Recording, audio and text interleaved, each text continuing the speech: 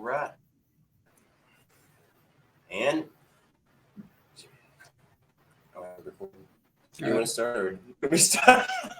Go ahead, man. We're still organized. What's up, everybody? Welcome to an episode of. Okay, wait. I'll do it. Hold on. Hey, what's going on, guys? This is Drewski.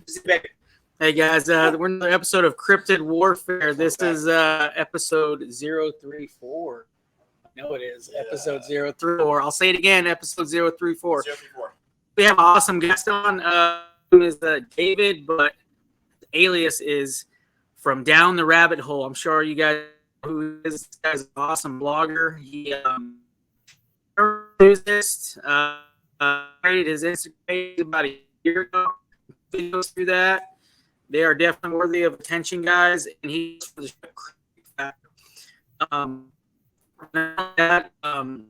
well, he says he's not an expert, but I think he knows things, guys. So it's good stuff. I'll give that to him. He's pretty humble.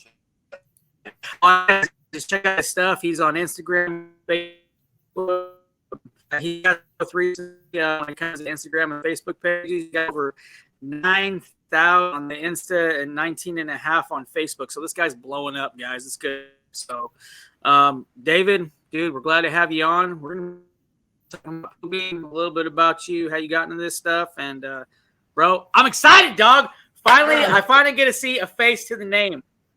Yeah, that's right. Yeah. So to me, you're like some like mystical dude. Like, man, this dude's throwing out some good vids, dude. Who is this guy? Appreciate it. Yeah. So basically, the stuff that I hunt for is the creepiest stuff I could find. Sometimes, and like I'm not an expert, so I can't tell if this is real, or sometimes it's pretty obvious, but sometimes it's not. And the way I do, if it creeps me out, if the creep factor is high, it's going up, and I'm going to present it. So, yeah, that's how I handle it. And luckily, I've been very fortunate. That we just hit over 10K on Instagram, and we're just about to hit 20K on Facebook. So, I mean, wow, I don't know what's going on, but hey, I'm ready. Dude, it's almost like the NFL. You know how the teams peak at the right time in the playoffs? Yes, that's you, dog.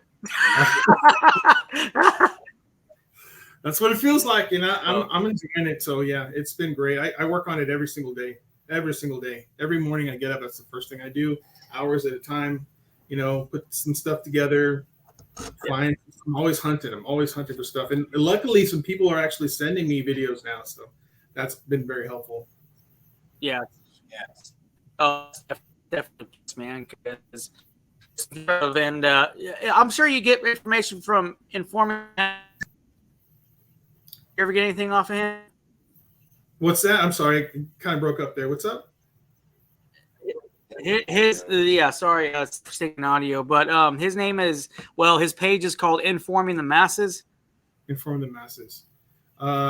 Sounds familiar. He probably sent me some stuff. I think I've heard. Yeah. Anyways, because he constantly sends me stuff, and he always posts stuff. So it's kind of like a little California hacker. Mm-hmm. So, but other than that, but it's good stuff, man. But yeah, we're gonna jump into this Project Bluebeam, man. So thanks. I guess. So like you said, you did some extensive research. I have to. It's very, very interesting, and to me, the way I do things, it goes like a lot of stuff. I'm a believer in God, so I always try to back things up with the Bible, but I'm not just strictly just that. I have an open mind about a lot of things too, so I just let people say what they say, and you know what? Research on that, I'm gonna look that up, and some of the times I'm like, holy crap, dude, they are. It is legit, man. That's cool. So I'm an open book too, man. So, but anyways, David, bro, let's just get started on this Project Bluebeam, man. So what got you started in looking this up, dude? So I was watching a couple of podcasts. One of my friends, Tommy Cullum from Let's Get Freaky, he had a guest I know Tom Boy. Matter of fact, we're gonna be on his show in like 2 weeks. Yeah. Is that right? Oh, he's awesome, man. Yeah, we're gonna be on his show in 2 weeks. And so I think he had a Brian Bowden in there. You heard of Brian? Yeah. So Brian's pretty cool. He was bringing it up, and I honestly, listen, I'll be honest with you guys. conspiracy theorist, I am not, right? So a lot of this stuff I'll take and I'll listen to it, I'll take it in, and okay, sounds far-fetched or whatever, but I'll try to look into it. So it's important that you do your research, you look, see if you can find any basis for it. So I heard Brian, and it kind of sounded outlandish to me, but he was basically saying that the government, or actually now that I've done a little more research, it's not the government, it's more of a cabal of the elites, the Illuminati, shadow government, whatever you want to call it. So these guys are going to fake from what Brian was saying, an alien invasion. Yeah. And they're going to use holographic technology that we don't know about, that apparently they found from aliens, and basically have aliens over the skies. They're going to use our weapons, right, behind these holograms and kill as many people as they can. So if you think about it, a part of this New World Order, or the cabal, they want population control. That's one of the things. So that's what he talked about. I heard it. I thought, what the hell is this? Let's go down the rabbit hole, right? So did a little research, and turns out the guy who wrote the book called Project Bluebeam, his name is Serge Monast. And I might be saying, he's a French-Canadian man. He was a journalist. He's a poet. He's an essayist and a conspiracy theorist who was kind of shooting against the New World Order. That was his conspiracy. He fighting in his mind, fighting the New World Order. So interesting thing about this guy, he actually claimed after he wrote his book, it published in 1994, right? And in 1985, he felt that he was being followed. He felt that he was being harassed. He claimed that he was being hunted by the police and authorities for an involvement in what they were calling the networks of prohibited information, right? So he had homeschooled. Was this the same dude that they assassinated his daughter? I don't think so. I know that he had two children. I know he had children. He was homeschooling them, right? Yeah. And so not long after he published the book, he was getting harassed by police. He was getting harassed by authorities. And so what ended up happening is the authorities actually came and took his children, made them wards of the state, because they felt that his children needed public education, which is kind of, if you think about it, it's kind of bizarre. Does that happen with people who are being homeschooled? They just decide, oh, you need to go to school, so we're going to take you out. Yeah. Real bizarre. That happened in September of 1996. Okay, Jesus. Yeah, so not long after that, he got arrested in December. Okay. He got arrested. They didn't really say what the arrest was for. It was a brutal arrest, apparently. He had spent the night in jail. And the very next day, when he was released, he died of a heart attack. Which is very bizarre, if you ask me. You go arrested. He was 51 years old. Apparently, he was in good shape. And how do you just die of a heart attack the very next day? That's kind of strange. Coincidence? I think not. Yes. Right. So I don't know if you guys know, but the CIA they have weapons that can induce a heart attack, and they had to reveal this information in 1977.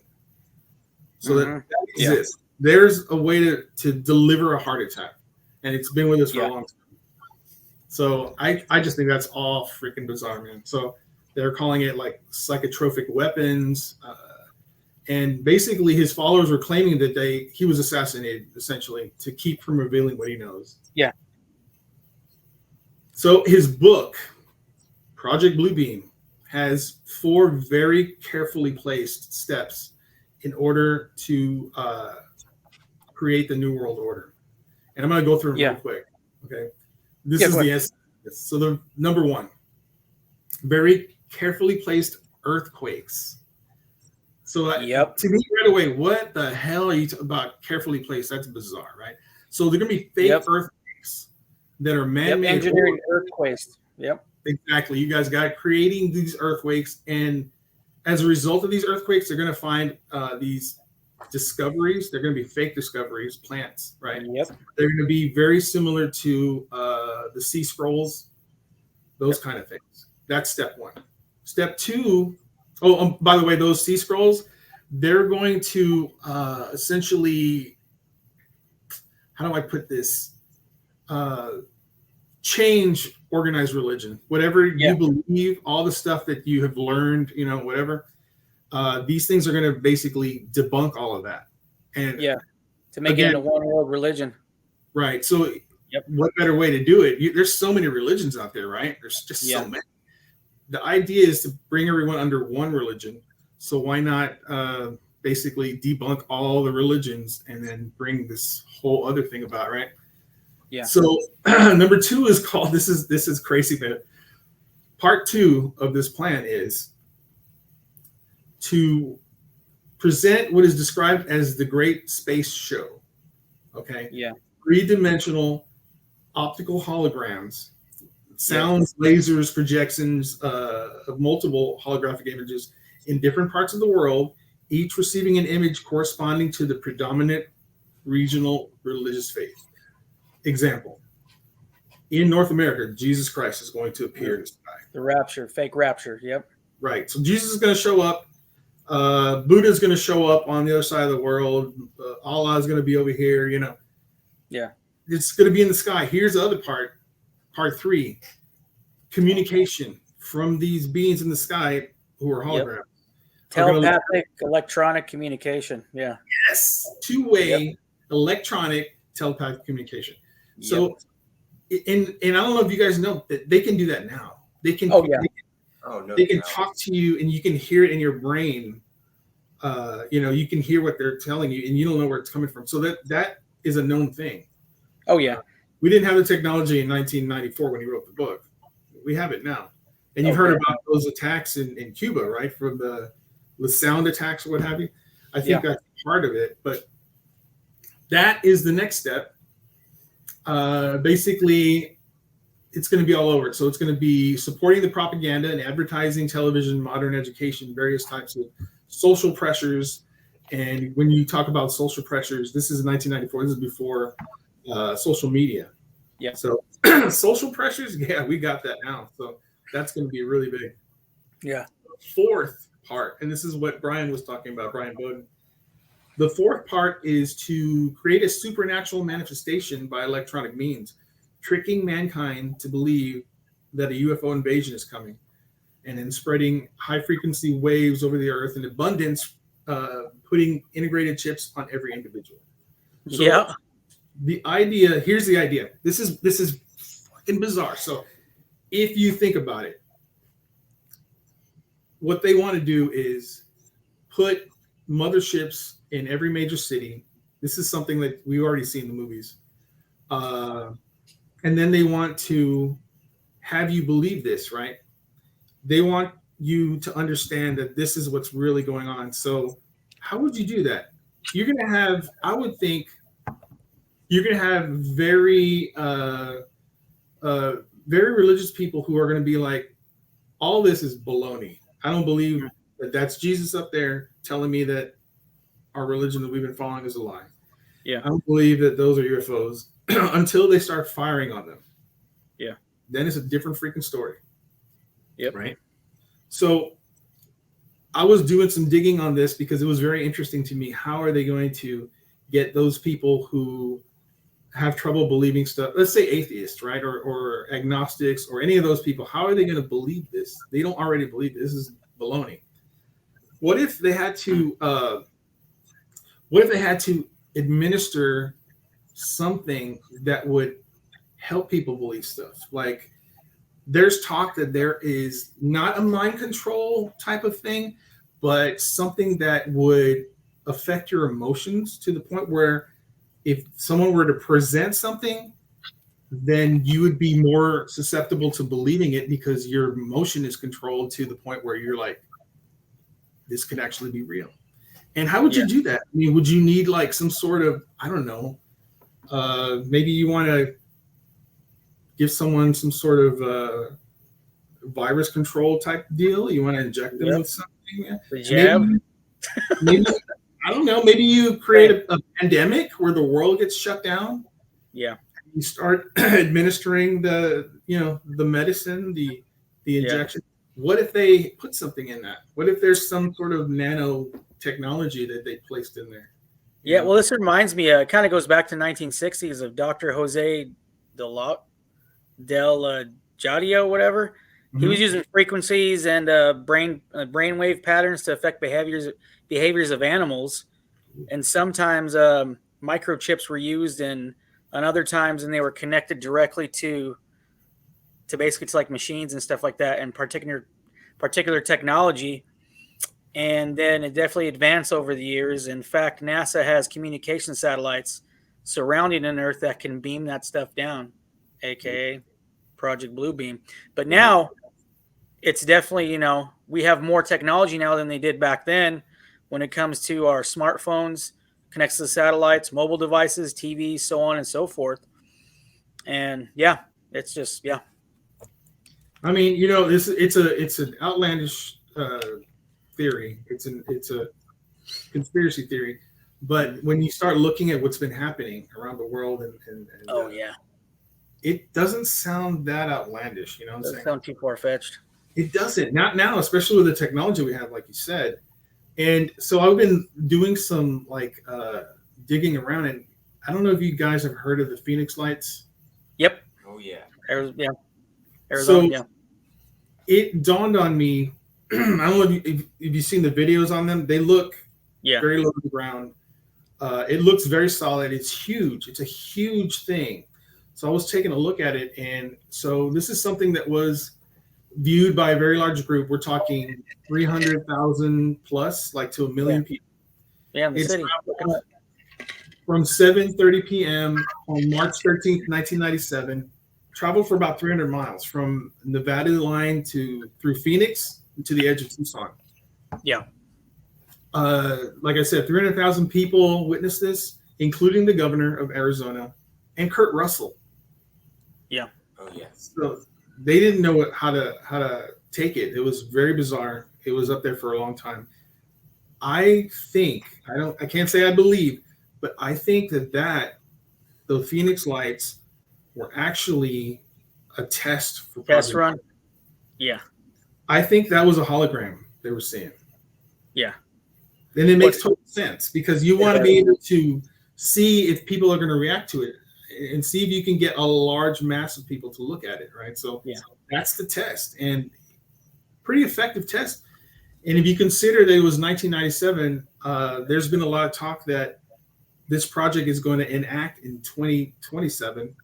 That's a perfect 30-year window. You're testing the technology. Sounds legit to me. I mean, I'm thinking, what about, have you seen the pyramids that are floating over the Pentagon? Yep, the period, and also they also have like floating cities too throughout the world. They've been seeing. Yes, that was in China, I think, right? Yeah. Also too, like sounds, almost sounds like trumpets in the air. Yes. Also too, it's crazy, man, with the whole dealing with like behavior and like the neuroscience and brainwave patterns. You're dealing with frequencies that are coming down from satellite communications. Also, chemtrails, man. Chemtrails have a lot to do with it. That blew my mind when it comes to that. I was like, holy crap, that makes sense, dude. Huh.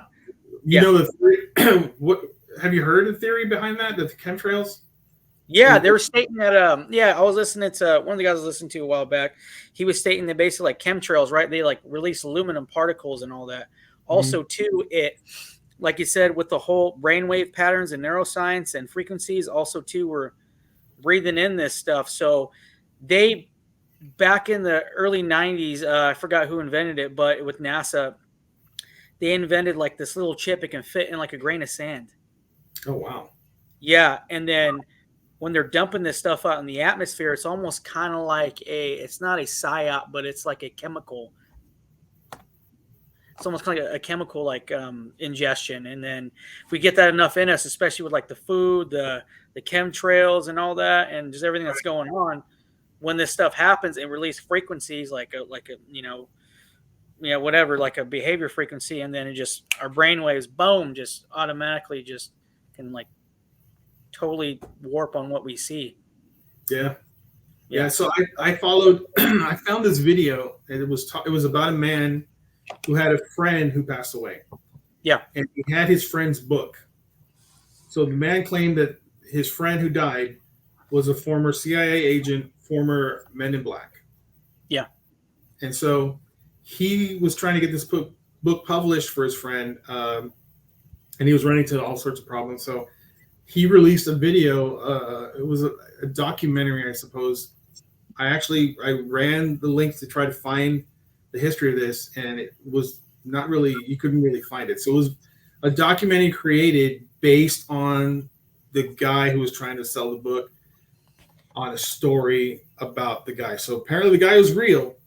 Yeah. But if you can't really say, okay, now this is true stuff. But to hear what he was talking about, he spoke about chemtrails. So the Men in Black guy said that chemtrails were a means to to control the population. Yeah. So they were sending these chemtrails to basically reduce the sperm count in men, and it's working. Mm-hmm. That was one. Now this video was released in like the early 90s. Yeah. So he's talking about this back then. He also spoke about, which I found very interesting, that children that are missing go to these secret locations around the U.S. And he says it's because aliens are doing experiments on them. So he was actually in one of these, like the basement of one of these facilities, and he could hear the children screaming because of the experiments they were having. And he knew that once they were done experimenting, take the children to these burn sites in this area in like a furnace and just dispose of them. And I mean, if you think about all the children that are missing in the world, that's a very scary thought if that's real. Oh yeah, man. To me that kind of coexists with with the whole alien technology treaty that they did back in the early 50s. President Eisenhower, right? Right. And just the whole, like, everything, because there ain't no way some guy was just sitting on the toilet. It was like, oh, I got an idea. That's Project Bluebeam. There ain't no way, because if you look at the whole thing when it comes to NASA, Project Brown Eye, the whole thing with NASA, it was all Dr. von Braun. He directly stated when he was a Nazi in the Germany coalition, he said that we got our technology from, and he pointed up. He pointed up at aliens, fallen angels. It just makes sense. Yeah, it just makes sense. I mean, how do we skyrocket in this short amount of time? It just doesn't. I mean, you can't really explain that. One of the other things. Because if you look at history, right? Yeah. Like from the 1500s or whatever, to Jesus' time, so all the way till about the 1800s, the technology was just still the same. And all of a sudden, boom, everything just hit from the late 1800s all the way till now. In like 150 years, it just sped up so fast, so fast. You can't really explain it. But that the one last thing that man released, and he was talking. There's a video of this guy talking about it, but like I said, it's a documentary based on what was written. So the guy states, and this is in 1994, I believe. He states that the powers that be, the cabal, whatever you want to call them, as a means for population control, they're going to release a flu-like virus that should release at the end of 2017 or early 2018. And that, to me, that shocked me because, how does he know this in 1994? How are they talking about this? And then 2020 hit. So you can say, okay, so they planned it for this period of time, but they pushed it off. Like all projects, you got to push it because you're getting that stuff down, right? You're trying to get it right. And boom. That blew my mind. Well, have you heard? Yo, you guys still there?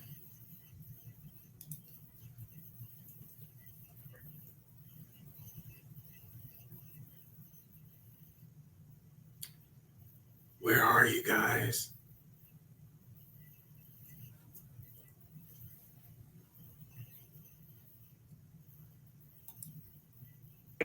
Freaking misconnection. Hey, there you are. Hey, Yeah, misconnection. we got it back. Woo! Project You're back. Batman. All right. You're back. Here we go. All right. So, anyways, yeah. So basically, Event 201. You've heard of that? No.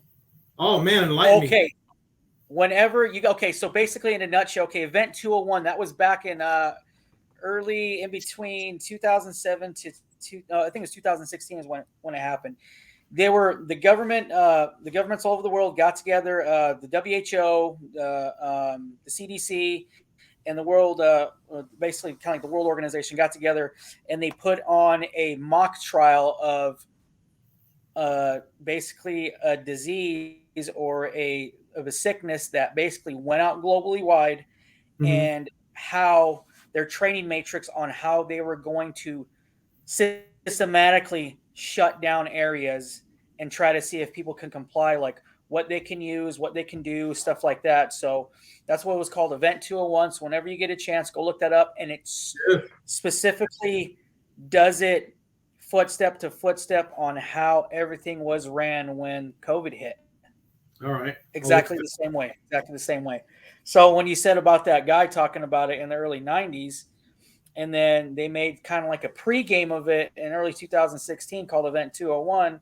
And then boom, they kicked it off. What was it, 2019, I believe? Yeah. So Crazy. that was really, really interesting. So yeah, I found that remarkable.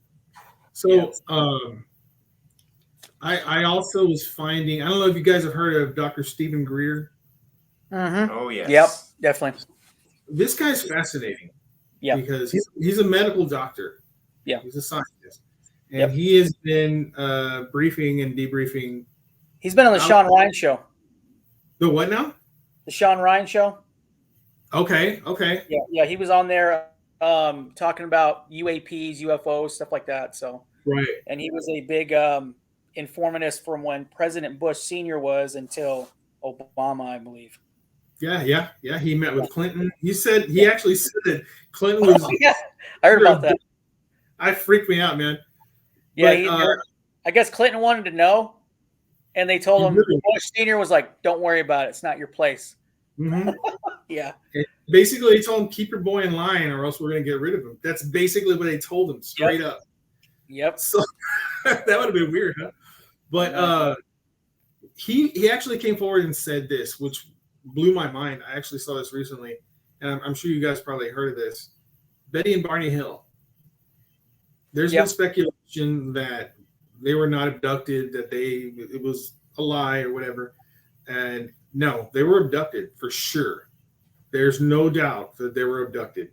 There's evidence that they were abducted. The problem is it wasn't aliens. It was us. Yep. And that's what he was. Yeah, it makes sense because he was talking about, Dr. Stephen Greer was talking about the majority. What do you say, about 75% of it is us. Yeah. Oh, yeah. Technology that we've had, it's us. And the other, what was it, 25% is UAPs. I call them fallen angels, but yeah, UFOs, aliens, whatever you want to call them. But yeah, the other 25% is them. The explanation for this, because I don't know if you guys have heard that if these guys, the aliens, the actual from another world or another dimension aliens, if they wanted to, they could have wiped us out a long time ago. Easily. Oh, They're 50,000 years ahead of us in technology. No problem. Snap, done, over, right? But there's talk that they actually are here to help. They want to help. And one reason is because of the nuclear weapons we have. Apparently, when they were testing these nuclear weapons, that's where they started coming over, is because it disrupts. Oh, was it with the whole thing with Admiral Byrd? Something like that. Is that with yeah. I'm not familiar with him. What's going on with him? Okay, so basically Admiral Byrd, it was back in the early, what was it? Like right after World War II happened, right? Yeah. He was admiral for the Navy, and he was basically like an explorer. Well, he was flying for like the North Pole at the time, trying to figure out what's at the top, right? Well, next thing he knows, his like plane and like his communication and everything just got like hijacked, and it's in his diary, it's in everything, and his partner was with him, and they couldn't do anything about it, so they got pulled almost like a magnet, and something basically just took over his plane, and they got pulled down in this opening over like the North Pole.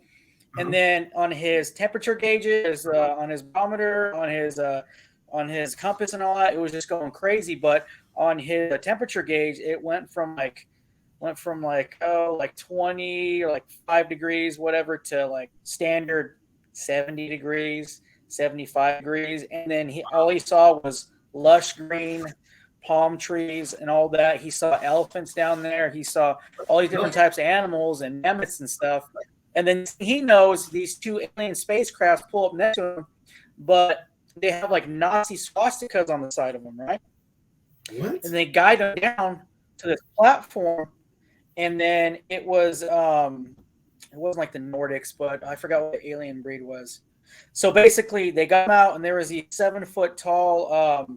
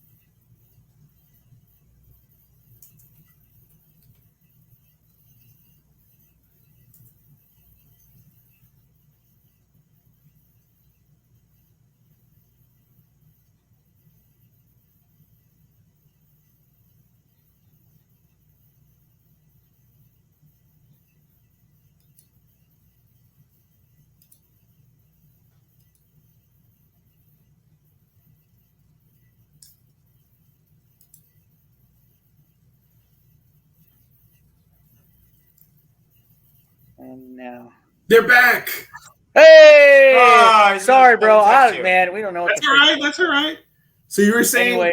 you went down. There's Nazis. There's Anyways, yes. These 2 spacecraft. I'll just put it in a nutshell. These 2 spacecrafts came up, and I'll go ahead and send you the YouTube on it. Anyways, these spacecrafts came up. They freaking guided them down. They got out, and it was I'll just call them like Nordics, I guess, like certain type of aliens that were that Hitler was very fond of. He called them like the perfect race, right? Oh yeah. So anyway, so they got them out, and it was like these 7-foot to 8-foot tall women, blonde, beautiful. They escorted them to this person they called the Master, right? Yeah. And he started to talk to Admiral Byrd and was stating, "Hey, we're a little worried about you guys." And this was all underground. So this is when the whole hollow Earth theory came along.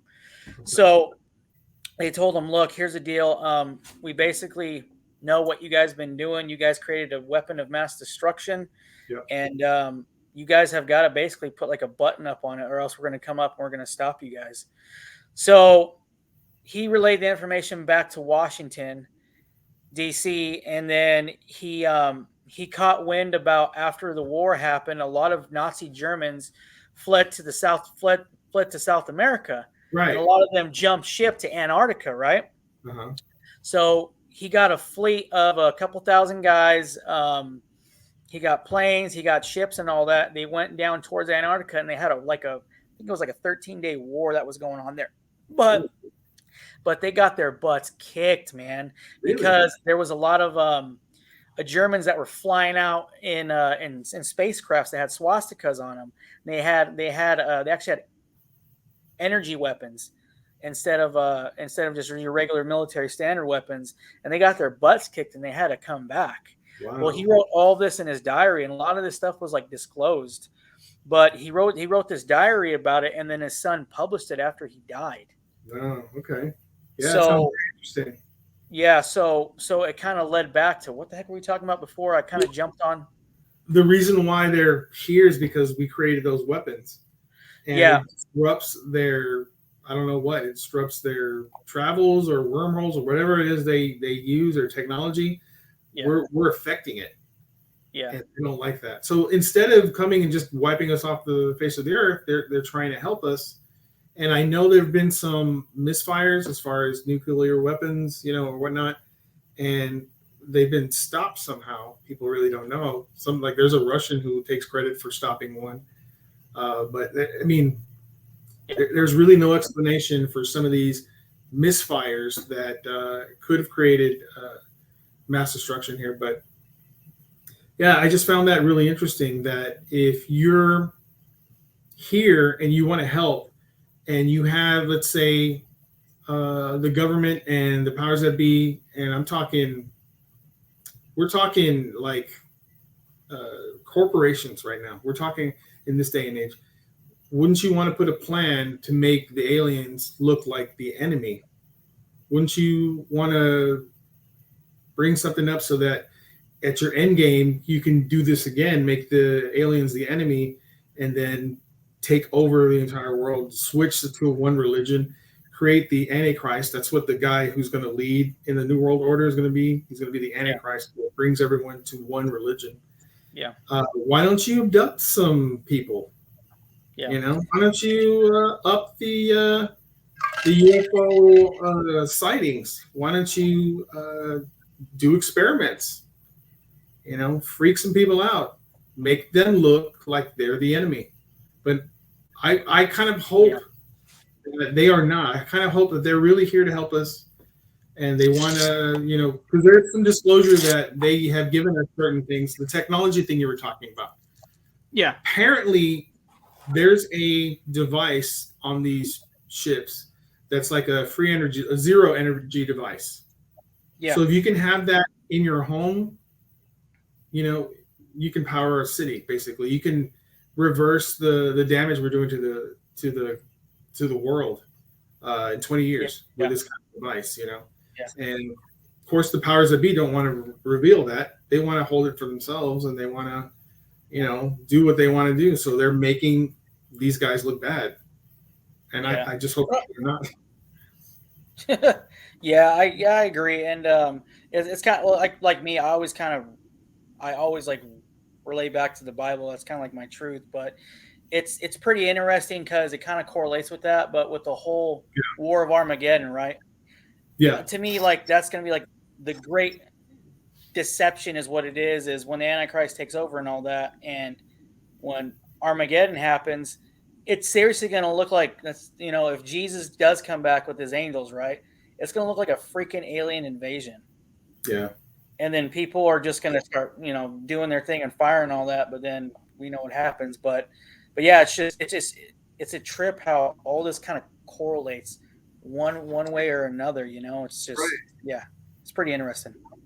It is crazy stuff, man. And you know what? I think if this is real, if come 2027, we start seeing ships in the sky, right? I hope there's a way. I hope someone comes. I hope I don't get hit with a heart attack device. But there's got to be a way to disrupt. Got to be a way to disrupt the hologram. There's got to be something we could do once we see that stuff to disrupt it and show everyone that it's fake. You know what I mean? Well, you know how they have this is I literally just thought of this when you were talking about that. Okay, you know how they have like EMPs, right? And like Dr. Greer was talking about that. Yep. They don't whenever they get in like dog fights with aliens, he talked about, they don't shoot linear weapons. They don't shoot missiles and stuff. They shoot like energy fed weapons. They shoot like EMPs is what he calls it, but they do it in like bursts, in like a zone burst, and it knocks off their communication and then they fall, is what he was talking about, right? Well, whenever you have EMPs, they have this thing called like a Faraday bag where you can put like your electronics or anything like that, and if a pulse happens, everything in that bag is safe. Is going to be fine. Because it can't penetrate that. So I'm wondering if we can make like, I'm sure they got it, instead of like your chest rig guys on SWAT or the military have what I got or whatnot. If you can make one of those, just harvest underneath your shirt, and if it does happen, it doesn't affect you. You know what I'm saying? Right. That's just throwing it interesting. out there. And I think that they're claiming that these holographic technology is already in satellites above us. Oh, and so definitely. because I was thinking like it's going to look weird, right? If it's shooting from the ground, there's going to be someone there, like, kind of Yeah. making rabbit ears on the thing. It's going to be coming from space, satellites. Yeah. So, well, it kind of makes you think too with the whole energy-fed weapons. Like, have you seen the stuff that's going on in Maui? I've heard about that. Yeah, and a lot of locals, like on their cameras on Ring and stuff like that. People have, it's all over TikTok and Instagram and stuff like that. But the news ain't covering it. But a lot of people have seen like an energy-fed weapon laser hit and just destroy certain parts of Maui. Yeah. Yeah, the so, thing is, when it shot down, it made like a line, and now there's tons of fires and all this crap, but it was like a straight line. Yeah. And I'm like, but it went on. Well, if you look at like the ground now, it kind of looks like it's cut. Like, yep. like a street. And all of these houses were not damaged, but all these houses were, right? Yeah, it's it's basically all like the 1%ers and all the mansions on close to the ocean are all fine. They're fine. But you got all the public and the general population, they're all gone, man. And it happened so fast, they said, and even and you get have time to go over there to help. Like, it's crazy. Yeah, you get there. They won't even let anybody help. And one of my cousins, I'm not saying who he is, but he's stationed over there on Hawaii, not Maui, but he's in the military. He's like, dude, like, we can't even go over there to help. They won't let us. That's crazy. Yeah, it's true. I saw a video today where this lady was saying that her place was undamaged, but they're basically evicting her out, so she can't even stay in her home, which is undamaged but she's not a 1%er, so they're getting her out. And that's happening to a lot of people, according to this TikTok. And again, you need to take everything with a grain of salt, right? I mean, do your research, exactly. Research it. Don't take it and say right away, oh, that's exactly the fact. It's sometimes it's not. Sometimes it is, but sometimes it's not. You gotta look between the lines and see if you can find what's really happening. And that is just a sad story all around. I can't understand why you can't go with people. It's just insane. Yeah. Well, also too, did you hear about too? I heard this as well. A couple months ago, Congress signed a treaty that Maui was going to be the first state as a smart city or a smart state or whatever, like a smart city. They're gonna do it like that, but they run into a problem. It's the locals. Well, how do you get rid of them? A natural catastrophe, right? Right. David, you there? Yeah. Yeah. I just thought that was pretty interesting. That's okay, man. That yeah. And you know what? It's still going to happen, right? That's because now they can really do it. Everything's out of the way. Yeah. Crazy. So while none of this will also feed right into alien invasion. I mean, there was a lot of really good footage to prove about this beam coming down from the sky, and there's been even way more, like a lot more video footage just from other places around the world during other like explosions or something, and they're blaming it on terrorists and stuff like that. But like, no, it was like literally a beam shot down from the sky into this building, making it collapse. Yeah. It wasn't like just a natural disaster where a plane ran into it or something. Yeah. And what was it? Sorry, bro. I'm gonna chew on some pizza while you guys. What was a natural disaster? They said they're calling it natural. What is it? What hit Maui? Was it a storm? Oh shit.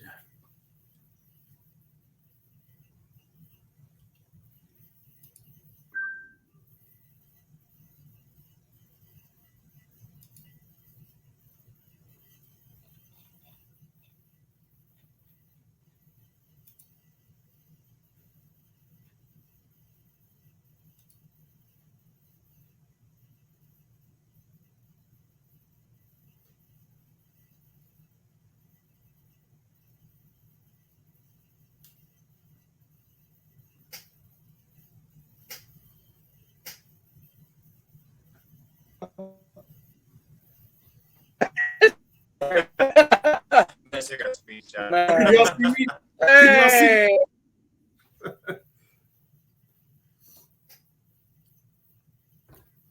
Uh-oh. You guys froze again. Oh.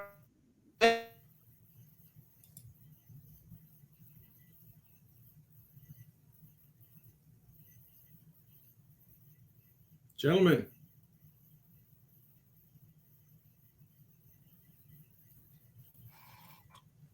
They have returned. I like it. You guys okay? All right. I'm gonna write one of my buddies. He's being a douchebag right now. Hold on. CIA. Homie. I thought a beam came down and knocked you guys Boom. out. Anyways, they're stating that someone said it was an electrical fire, like one of the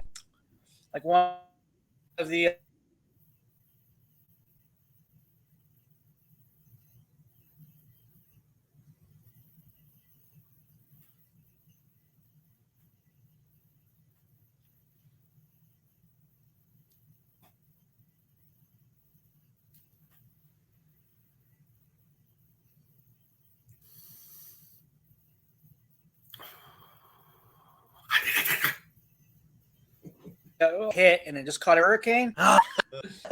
You there? We good? Is it working? Is it working now? I think so. Huh? I think so. Yeah. It went through like a whole like super speed up kind of thing, but you guys are back. I'm gonna open up this garage. I'm gonna open up this garage real quick and see if we Okay. get some good stuff. Keep talking. Yeah, that's the key to great reception, apparently, when you open up the garage.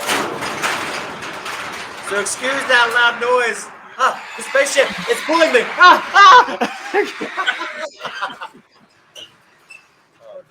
The baby. There we go. Ooh, dessert. Oh, this is nice. All right, we good? Yeah. It works. Perfect. All right, cool. Anyways, yeah, so they're stating that it's like an electrical fire that started from a power line that fell and hit, like the plants and weeds and stuff like that. And another one was stating that it was a hurricane, but there was a hurricane passing by, but it was like a couple hundred miles off though, man. Yeah. So I don't know. It's funny if That first one sounds outlandish. That Yeah. first one about a power line. Come on, man. Really? Ain't no way, man. I noticed it fell from the clouds. Yeah, but it's crazy. Oh, Like makes sense. a lot of locals saying it happened so fast. A lot of them had to jump out in the ocean just to get away. They didn't have Are time. you serious, dude? Damn. Yeah. A lot of them. Yeah, they actually had like video of like locals out on the ocean videotaping from their phones, like everything on fire. Holy shit. Yeah. Man, imagine Yeah. I've seen those beams. I mean, it looks legit to me. Yeah, it Looks does, bro. legit because of that. I mean, that would make more sense than a power line. God damn. Yeah, I know, right? Ain't no way. Crazy, man. But yeah, what do you guys think about this whole PBB thing with Project Bluebeam? Pretty crazy, right? Yeah, man. Yeah. It's been in the works a while, and yeah, I'm pretty glad, man. We got to actually chat with you on that, and to kind of throw out like theories and like what we think and stuff like that. So, but yeah, man, it's definitely going to tie into end times, though. I tell you what, man. So, Z. Sure. Been a late night for Z, I guess. Yeah. Bit of a long time. Yeah. Anyways, yeah, but that's cool, man. So, she's friends with Kevin, friends with Farrah, Ole Miss Spooks. Yeah, man. There's quite some good podcasters out there, man. They're all damn good people, man. Really good people. Tommy Cullen, like we've discussed. Yep, Farrah, on the way. Yeah. Haunts podcast is Yep. great. This is Spooky Obsessed. I'm actually a co-host of One Nothing with Amanda Goodwin. Okay. That is a great true crime podcast, and I've been on a couple episodes now. She has 13 episodes. It's amazing. You guys have got to check it out. I'll check it out, man. Oh, dude, yeah. True crime Yeah, about animal attacks, bear attacks. Most of her, the people she's talking about don't make it. But episode 10 was a survivor. And that was an amazing, that guy went through hell and back and survived. He made it. I don't know how he made it. I think I would have been dead. One Nothing. It's a great podcast and I'm a part of it. So please check it out. Check it out. It's good stuff. And her, she does like the research she does on it is freaking amazing. I mean, it's really great. It's struggling. What do you guys see? Is something outside or what? No, I'm looking at chickies. I'm looking at this on my feed. Anyways, what was the podcast again? What was it called again? One Nothing. WON Nothing Podcast. I didn't hear anything, man. ONE Nothing. Okay, ONE. No, WON. Nothing. Like one. Like I won something. Oh, like one. Like, hey, Sorry, Juan. it's choppy on our end. These people. Oh, yeah. Anyways, yeah. I follow her. Yeah, she's great, man. Yeah, she's good people, man. Yes. Yeah, she's good people, dude. We're in like 27 countries as far as the reach, so she's really growing. That's awesome, That's dude. amazing. Yeah, it's a true. Yeah, I see. No, yeah. Yeah, she's a sweetheart. Oh yeah. Okay, cool. See, how long you been co-hosting that now? It's been a couple of months. I've done episode 9, episode 12. She only has 13 episodes right now. She's about to release one with, I think the next one is a police officer's investigation. So she interviews him and he talks about some of this stuff. And yeah, we're lining up some stuff coming out down the pipe here. And we're going to do a Halloween podcast, which a lot of us going to join. Kevin's going to be on it. Farrah's going to be on it. A girl named Stacy. She's awesome. Witch with all the gifts, 666. She's going to be on it. I'm going to be on it. Yeah. We're all going to bring our death, our scary, spooky death, and talk about it. So it's going to be awesome, man. We're really going to reach out on that one. It's going to be awesome. We're probably going to do it like not live, but on video. Yeah. So I'm thinking about dressing up, man. Maybe get rabbit ears or something, you know. There you go. That'd be it, man.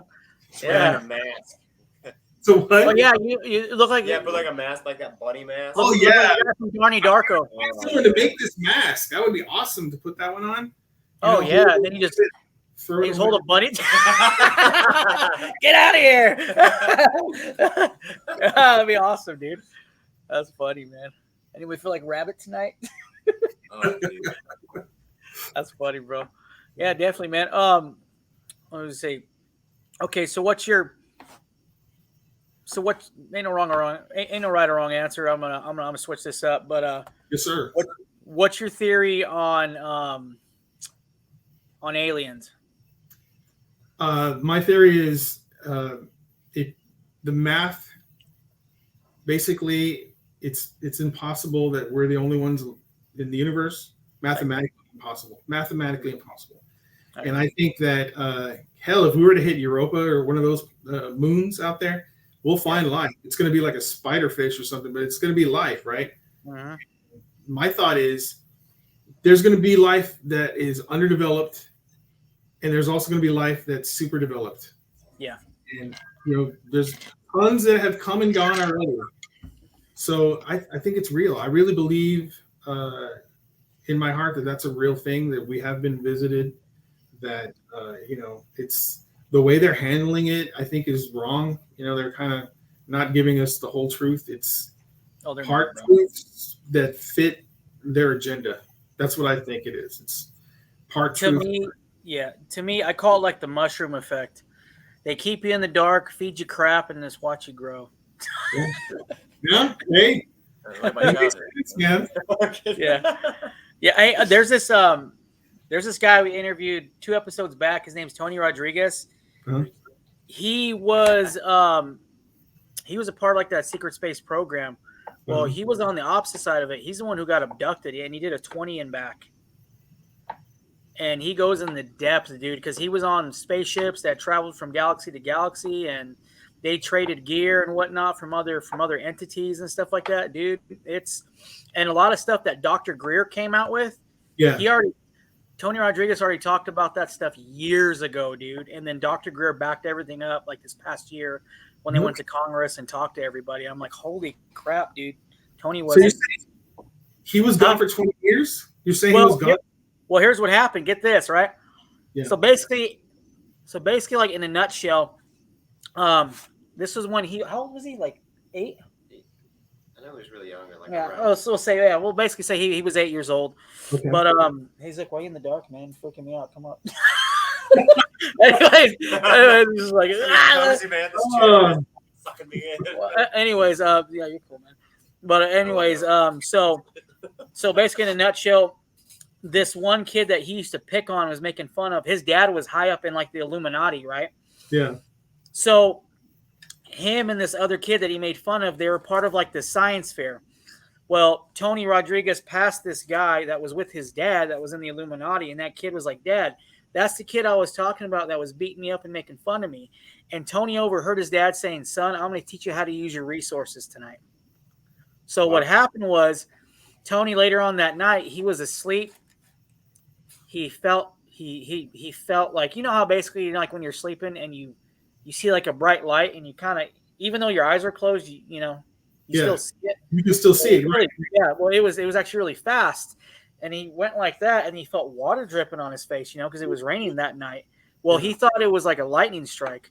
Well, then he opened his eyes and there was a gray alien about a good foot away from him, bending down, looking at him, dripping water on him. Well, he thought it was his brother. And he's like, dude, get off of me. So when he went like that, he felt the skin and it was scaly. It was cold. And all of a sudden, like he couldn't move.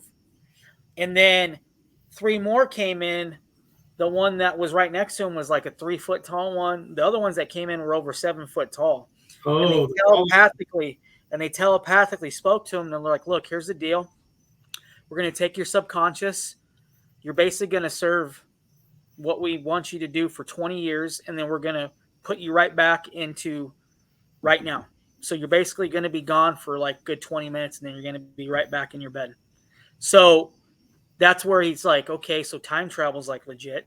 So basically after that, they abducted him. And then he was in and out of the government, like getting like child trafficked and stuff. And then he was getting up in space for like experiments and whatnot. Dude, this guy, his testimony is insane and it is crazy awesome. And he's wrote in a book. But yeah. Matter of fact, we had him on and he talked about like propulsion weapons. He talked about like energy, basically on how what you were talking about. He goes into depth about that. So after this, bro, I will get that podcast and I'll send it to you and you can listen to it whenever. So. I think I saw, what was the guy's name again? Tony Rodrigues. Tony Rodrigues. Yeah, dude, that sounds amazing. I want to check that out. Yeah, man. So, cool. Yeah, we're definitely going to have him on for round 2 because we're going to get more in the depth of like the energy propulsion weapons on what happened. Because when he was basically, he lived his life up there. He had a totally different life up there. And he had a girlfriend. He had a whole, system going up there. And then when he was done, boom, they brought him right back to his body, his subconscious back in his 8-year-old body. And he was like, what the freak? Like, what do I do with this? He had all that knowledge. So did he grow when he was out there? Did he grow into something? Yeah, they basically put him in another body, but it was the same body. So that's how he talks about like cloning and stuff like that and time travel. And yeah, man. Yeah, it's really good. So we're going to get more in the depth on part 2 of like how the spaceships that he was in, on how they jump, because unlike light years and stuff like that, on how like on Star Trek, or on Star Wars, how they hit that button and they beam to somewhere and it takes them about a good hour. They play chess in the back. He's like, dude, it's not like that. They call it jumping. So they basically hit a button and they open up a portal, a wormhole, and they go through, and then they're there in like a minute on another in like another galaxy. That's awesome. Yeah. So anyways, so I'll get that episode and I'll Hell yeah, dude. I'll definitely watch that. I thought I saw it. Yeah. Can I ask you guys a question? You guys are the perfect guys to ask this question, and it's been bugging me for years. Go ahead, bro. Why the fuck have we not caught Bigfoot yet? Okay. Well, I got Interdimensional? Is the interdimensional? Is that what's going on? Well, here's the deal with that. To it, but yeah, there's definitely more to that. I think they're interdimensional. Also, too, we'll go about the whole physical aspect of it, right? Okay. Indians have talked about them for years. So even back in the times in like Egypt and also in Russia, they're everywhere throughout the world, right? But when it comes to why haven't we caught one yet? Well, for one, the government doesn't want that to happen because, I heard of it this way. Wood is a big money product. Okay. Right. Logging industry is a big money product. So that provides our paper, our cardboard, the stuff we wipe our butt with, documents, all this stuff. Wood is a big provider and all kinds of stuff in the logging industry. So yeah, so that would totally make them like an endangered species, right? Mm-hmm. That, and not only that, if you have if people realize they're not the primal, they're not like the apex predator out there anymore, all the state parks, all of that funding is going to be gone because people are going to be afraid to go out there. And then not only that, there's going to be a bunch of good old boys out there. Woo, let's go get some Bigfoot. Yeah, and there's going to be and there's going to be a lot more killings after that, and it could be Bigfoot, and also could be people getting ripped by Bigfoot. Right, and not only that, they have to do with a lot of it's not just aliens too, but I think Bigfoot abducts people and kills them and eats them. And also they're also interdimensional too, just like Dogman, they jump in and out of portals. And I think with a lot of stuff like that, the public would go into chaos if that would happen, just like aliens. But I think Bigfoot is a little bit different because they're on our home turf. They're not extraterrestrial, they're more like interdimensional and close to us. So and they're like a legit thing. And also too, I think it also entwines with like the Nephilim in a way. Yeah. Going back to Genesis 6, and if you look at like a Roman in Rome, what was it in Rome where the whole Vatican was at, and what's underneath the Vatican? The Smithsonian's. Anyways, yeah, about Vatican City and the vaults. Yes, exactly. Well, yeah, back in the early 1900s and 1800s, whenever you read on the papers of people farming their lands, all of a sudden they find giant bones, right? Well, they state in the papers that a Smithsonian professor, a Smithsonian person from the institute is going to go there and going to check out the bones. Well, all of a sudden they collect them and they're gone. Well, that would totally ruin the whole history, the whole biological makeup, evolution, and all that of what we were taught. It would totally change the whole spectrum of what we were taught and everything. So that would make people realize, okay, if they're lying to us about this, like what else are they lying about? And to me, that goes into hollow earth theory, that goes into flat earth theory, all that stuff. But when it comes to Bigfoot, I think that's kind of like their bread and butter. They don't want anybody to know about that yet. So to me, if they're disclosing UFOs and UAPs and aliens, I hope and I think that they are going to start disclosing that. But there have been people that have shot Bigfoots, and I know a couple guys that are a part of certain TAC teams that are on critter teams that hunt those things if they go AWOL. And yeah, and not only that, if they go AWOL, you mean the Bigfoot goes AWOL? Yeah, bro. Slaughter They basically slaughter families and campers. They have this thing in between Tennessee and Kentucky called the LBL. It's called the Land Between the Lakes, right? They have cases out there of families getting slaughtered. People ended up missing. They have I was reading this one police report, an article from the missing 411. David Politis, he was an old detective from California. Well, he jumps into that. He has a whole grid map of the United States of over pins of where people ended up missing. Well, they're all in state parks, right? Yeah. But you put the pins up to where you've seen Bigfoot sightings. It all aligns together. Oh shit. Yes.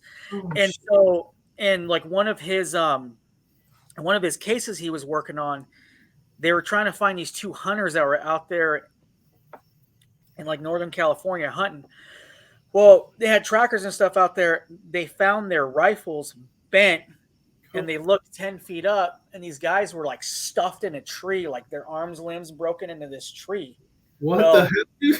Yeah. So to me, a bear can't do that. No. A cougar can't do that because none of them have opposable thumbs to bend a rifle to break these guys in half. And not only that, you have reports of people like right before they freaking died of these things like attacking them. And you have like Bigfoot reports of like that, but the media and stuff always portrays it as like an animal attack. That's also coalitions with like Dogman attacks too. They always relate it to like a pack of dogs. And not only that, the government gets DNA off these things, and they have like this super secret soldier program.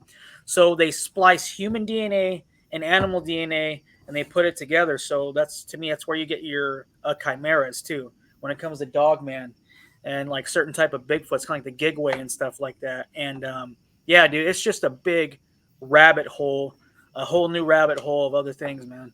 Right. So yes, sir. Wild. So wild. Yeah, it just blows my mind how we couldn't. I mean, especially in this day and age, we couldn't capture one. It seems like it should be so goddamn. He's so huge. How can you get away? Yeah.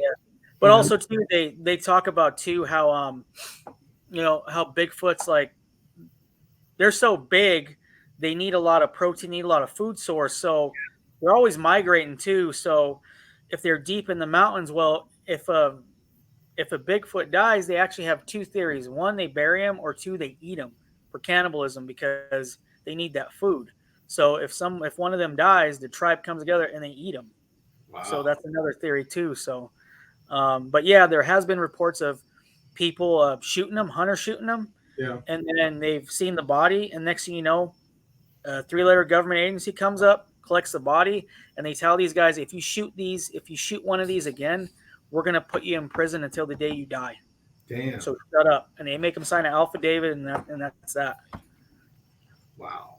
So, and so on a quick note, when I was in law enforcement, I was on this TAC team. We basically used to go with trackers, and we used to hunt people that would escape or wanted out for their arrest or whatnot. And this is when I was living in Colorado at the time, and we had this escaped convict, and he broke out, and we had to go track him down. We were in the middle of the Rocky Mountains, and they dropped one team off, my team over here, and we were with these guys that were part of the escape team. They were trackers, and we were basically like their weapons liaisons, right? We were there with weapons, protecting them, making sure nothing happened. Well, as we're tracking this guy, it was in the middle of the night. We had our nods on and everything, and we're going. And next thing I know, I'm hearing something paralleling me from the left. And we're in like this diamond formation. So you got a point man, you got me on the left, you got my other buddy on the right, and you got a guy who's taking up rear. Then you got your tracker in the middle and up ahead, and you got like your medic guy in the middle.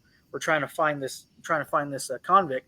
Yeah. Well, I'm hearing something to the left of me. My partner's hearing something on the right, and we're just kind of talking through our comms, and we're like, dude, what is that? So we're flying, shining our lights, looking through our nods. We're not seeing anything. It's something outside of as far as we can see. And like the tracker was like, don't worry about it. Let's just keep going. And then that was his thing. So by the time we found that, we found like that, I'll call him like a tango, like that bad guy, basically.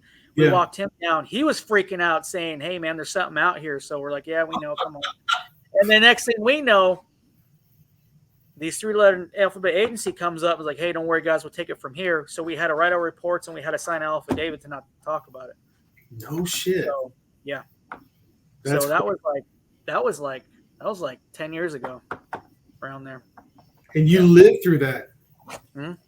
That's wild, dude. Okay, that makes more sense. I mean, yeah. And the thing that really opened up my eyes to this dude was when I was on the same thing, but we used to. I call it like a glorified babysitter is what we were. If we didn't do that on our off time, we would basically, we would do like protective custody of like VIPs, stuff like that. Right.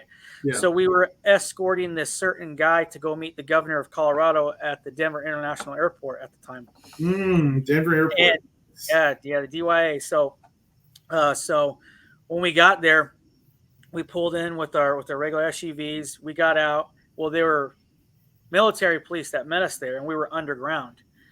Well, they escorted us to these double doors. Boom, they opened up. Governor of Colorado came out. They had these MPs there.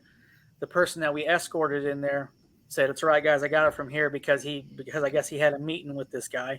Yeah. So we were literally just standing there, just chilling, waiting for like 2 hours. Well, when those doors opened, I kind of peeked my head through, and I saw like a railway where like a train was going through. Yeah.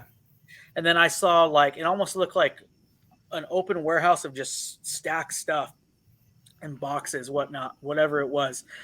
So I was playing dumb. I was like, hey man, so when did they add this on? Like, oh, it's been here for a while. So I guess they have underground railways that lead from NORAD to Colorado Springs to Denver to California to Washington. And then one of my buddies who was in the DOD, he sent me a map from like 2009 of a blueprint of all these underground railways that are underneath the United States, and they Wow. transport things without the public knowing. Shit, that's Yeah. wild. Yeah, so I'll go ahead and I'll send you that too. Yeah, dude. Hey, send it all. The Denver airport. I just did a video maybe 2 weeks ago about that, and the bizarre shit that happens there. And you know what? This actually, I just thought of this right now. I did a video maybe a month and a half ago about Dogman. There was a guy who caught a video of the dog peering in his window, and the whole story was very interesting. The guy, he's like filming, and you can see what looks like a dog head, like looking in, right? And so the next day he's showing like, okay, let me go outside. Let me show you. So you see how high this window? It's 7 feet above the ground. No animal can be looking.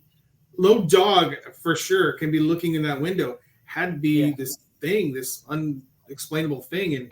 And so that I didn't really know about Dogman then. It was kind of a new thing for me. I didn't understand this. And then Farah on the Conversation Cabin started. She did a whole thing where she interviewed. I can't remember. Yes. And man, dude, what the hell? Yeah. That's one of the guys I was talking about. He's actually a pretty good friend of mine. Him and I used to chat about every week, just BS, because we talk about weapons and stuff like that. But yeah, he told me a lot of stuff because he was a part of the guy. He was one of the guys that was on those critter teams that would hunt those things. Is that right? Because he sounds like a real intelligent dude. All these degrees, and now he's looking for this thing. So I mean, he's got him he's got him and a couple guys because he was in special forces for a while, and his group of guys, they were in special forces too. They work for Blackwater, and that's what they do in their off times, man. They go freaking hunt dogmen, so that's what they do, man. I hope they catch him. That would be something. I would love I know, man. So, but so it's pretty cool. He kind of gave us the down low on what to do because Bigfoot's kind of like my cup of tea. Dogman, I was pretty new at a while back, and now he gave me a lot of gems and Zook a lot of gems on how to, on how to deal with those things. And then Jessica Jones, I don't know if you know who she is. Is that the Huntress? Yeah. She was. We had her on a podcast a while back, and she was telling us she worked for a 3-letter agency too a while back, and one of the ladies that was a coroner that worked for the government, she would do what is it, like after somebody dies, what is it? Yeah, basically like an autopsy. Right. On these creatures that the critter teams would go hunt. They bring them back. Well, she would do, one of those on them. And she was telling her, and she was letting us know on the whole biological chemical makeup of these dogmen. So on like where their hearts are, where their certain organs are, what type of rounds you need to use, just to penetrate through the bone. Because they have like 6 inches of skin, of hide. Then you got 6 inches of bone. Then you can hit their organs. So you need like something over like a 308 or 50 cal just to even penetrate these things, man. God damn. Yeah, to even, to basically even have a chance. 12 inches. I know, right? So whenever we're out, out there doing our thing, basically cryptid hunting, I try to get my guys, to freaking pack up, man. Yeah. That sounds dangerous, man. And you've heard of the like Bigfoot could be interdimensional. Yeah. Oh yeah. Definitely. I don't know why that makes more sense to me. That is one of the reasons why we can't catch this guy, because he gets seen and he just opens a portal and goes through it. See ya. Well, to me too, like me and Jessica were talking about this, their chemical makeup and their like biology is totally different compared to ours. They look like us. They have the body structure of us, but their makeup is totally different. They can go through those portals. Dogmen can go through those portals. Humans, they can't. Here's the reason why I know that is because Jessica, she has a cryptid team where she goes out and 2 of her guys she went with died. And they were part of a special forces group. And they were watching them on flare camera walking through this area, this open field. All of a sudden, they were gone. And those 2 guys were stated that when they were walking through, they said they were just chit-chatting. All of a sudden, they didn't hear no more insects, no more birds, nothing. And they looked, the colors were more bright. But all of these sunflowers that were supposedly up when they were walking through the sunflowers, they were all pushed down. And they're like, something's not right. So they backed out. And as soon as they backed out, everything came back into play. The birds were singing. the crickets were chirping, the dandelions were up, stuff like that. Sunflowers were up. And they're like, holy crap, I think we just walked through a portal. And then 6 months later, they both died of cancer, of radioactive poisoning of cancer. Yeah. I guess that's 6 inches of skin and bone will protect them from, I guess. Something like that, man. So, yeah, but as of that, humans, I don't think we're made to go through that stuff. What kind of cancer was it? Huh? What kind of cancer was it? Do you know? I didn't ask. It was kind of a pretty touchy subject, but. Damn. That's some crazy shit right there. Wow. Yeah, so, yep. It's wild, man. I love this stuff. I love it. Yeah, man. Anyways, yeah, man. Appreciate you on here, man. It was definitely good talking to you, man. It's very easy to talk to you. Thank you, guys. Appreciate it, man. So, you're the man, sir. Yeah, this guy is behind the scenes, freaking making good audio. So he runs all that, and then I do the Instagram and Facebook stuff. So, but. Very cool. So that we're two. We're like peas and carrots. We're like peas and carrots, like two jamuffs. So. Thank you, guys. It's been a pleasure, man. Goddamn, this has been great. Appreciate it. Man. Yeah, but definitely, like I said, man, we'll definitely have you back on again. I actually want to do a whole roundtable thing with everybody. Me, you, Kevin, Sarah, Miss, everybody, dude. We'll try to link it up, man. Yeah, that'd be great. Absolutely, for sure. So. All right, brother, man. Anything else? Oh, yeah. Where can people find you at? We'll have Zook plug it in the show notes. Where can people find you at? Okay, yeah. Let me pull it up real quick so I can be found at, if I can get my shit together here. I'm on Instagram and Facebook. On Instagram, it's _ down the dot rabbit hole __. On Facebook, it's down the first name, rabbit hole last name. I got some shops. I have merch, so I'm wearing some of it right now. I got this. It's got the rabbit. I don't know if you can see it, but it's a zipper rabbit. Oh, I see that. That's cool, man. It's freaking awesome. I love this thing. It's www.etsy.com/shop/deeperdown, and I also have a website called www.deeperdown.store. And if you want to reach me by email, it's downtheonerabbithole@gmail.com. Right on, brother. Nice. All right, guys. Appreciate you so much. This has been all awesome. right, brother, man.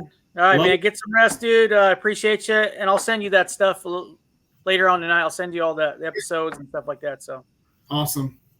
All right, bro. Appreciate you, David. Take it easy, brothers. Later, bro. See you, brother. Later. Not yet. Okay, so all right, guys. Well, that was a heck of a podcast, man. Yeah. That was good. I really hope you guys got some informed. David definitely knows his stuff. So me and Zook try to keep up with him and try to put some of the stuff we researched out. So, but other than that, guys, yeah, like we said, to me, we're not just wrestling against flesh and blood, but against principalities and rulers of this age, guys. And, in my opinion, Jesus wins. So that's all that matters to me, man. Yeah, amen. And other than that, if you guys can, I'm going to give a holler out to my buddy D. Call him D. We're going to be putting out some of his music. But if you guys can, give him a like and subscribe on Spotify. And he's selling – oh, sorry, Zook. I have this thing where I keep smacking it. So guys. I'm sorry, guys. So anyways, but yeah. So anyways, like my buddy Darius, a.k.a. Call him D, he is a awesome Christian rapper. So basically all his music we have at the end of our show. So, but we're going to promo one of his freestyles he has, and it is getting locked down. He's not going to have it out again. It's going to be the end of his end of that rap is going to be on the 28th. So he's only selling that freestyle for $1. So if you guys can go on Spotify, help a brother out. So anyways, you guys can, if you guys need to get a hold of us, just shoot us an email. That's cryptidwarfare@gmail.com, cryptidwarfare@gmail.com. And if you guys want to, I say go to our website. Zook, what is our website, bro? Cryptidwarfare.com. Yeah, and then there are other resources on there, like so you can check out our other social medias, and then Drew's tags, a link there. Yeah, if you guys want to, and an Etsy shop. Yeah, if you guys want a painting, let me know. I'll hook you guys up. So, and then guys, please go support us on our Etsy shop. We got some merch out there. So you guys want a cool t-shirt, go get one. And Taylor, I'm hollering at you, brother. I appreciate you, man, getting 2 more shirts off of us. So yeah. other than that, that's basically all I got, man.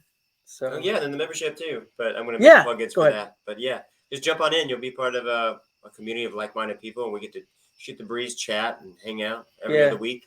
Oh, and we got one. His name's Larry. Larry! Larry, what up, brother Larry! Larry? I love you, Larry. Right on, man. And yeah, and if you guys want to listen to more good stuff, like I said, go hit up Down the Rabbit Hole. God, there's so many good podcasts out there.